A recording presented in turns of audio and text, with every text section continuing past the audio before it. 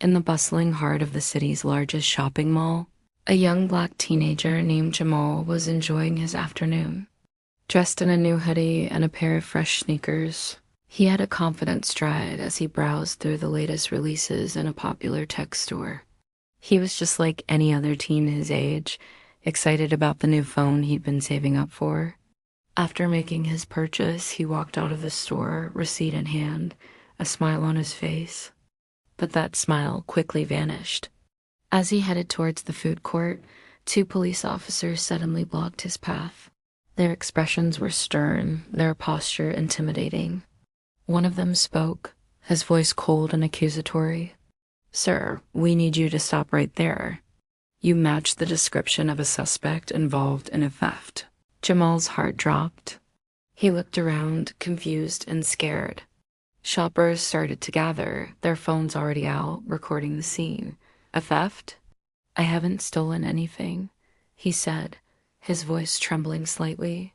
He tried to show them his receipt, but they weren't interested. "Please, just put your hands behind your back," the officer commanded, reaching for his handcuffs. Tears welled up in Jamal's eyes as he felt the cold metal on his wrists. The murmurs of the crowd grew louder. He was being treated like a criminal in front of everyone for something he didn't do. He felt a wave of helplessness wash over him. This wasn't just an arrest. It was a public humiliation. He tried to explain again. "I just bought a phone. The receipt is in my pocket." "You've got the wrong person." But his pleas fell on deaf ears. As the officers started to lead him away, one of them took out his wallet to find his ID. He read the name aloud, then paused. His partner looked at him, confused by the sudden silence. "Jamal Thompson?" "Wait a minute," the first officer muttered, his eyes widening. He pulled out his radio and spoke into it, his voice now laced with uncertainty. "Dispatch, can you confirm the last name of Captain Thompson?" A moment of tense silence hung in the air. The crowd watched, wondering what was happening. The reply crackled back over the radio. "Affirmative, Captain David Thompson." The two officers exchanged a look of pure panic. They had just arrested their own captain's son. Their professional demeanor evaporated, replaced by sheer terror. "Oh no," one of them whispered, fumbling to unlock the handcuffs. "We've made a terrible mistake." Just then, a tall, authoritative figure in a crisp police uniform pushed through the crowd. It was Captain Thompson, Jamal's father. He had been nearby, grabbing a coffee on his break. His face was a mask of thunder. "What is going on here?" "Get your hands off my son," he boomed, his voice echoing through the mall. The two officers immediately stood at attention, their faces pale. "Captain, sir, we had a report of a theft." The description, double quotes, one of them stammered, unable to finish his sentence. The captain looked at his son, who was now free but still shaken. He saw the fear and humiliation in his eyes, and his heart broke. He then turned his steely gaze back to the officers. "A description? A young black man in a hoodie? Is that your description?" he asked, his voice dangerously low. "Did you even bother to ask him a single question before you put him in cuffs? Did you look for any actual evidence?" The officers just stared at the ground, ashamed. The crowd was now completely silent, witnessing the captain's fury. Captain Thompson put a protective arm around his son.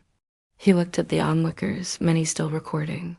"Let this be a lesson to everyone," he said, his voice filled with a mix of anger and sorrow. "My son is a good kid. He's an honor student. He saved up his own money to buy a phone today."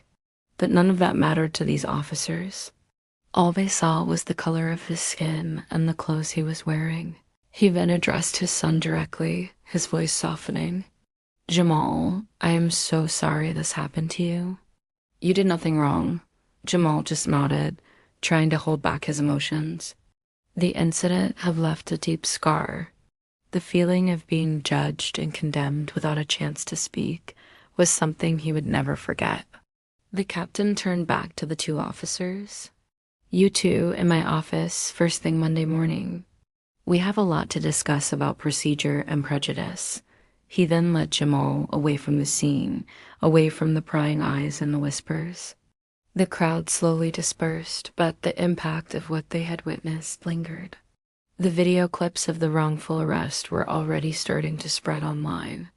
The story became a major topic of discussion in the city.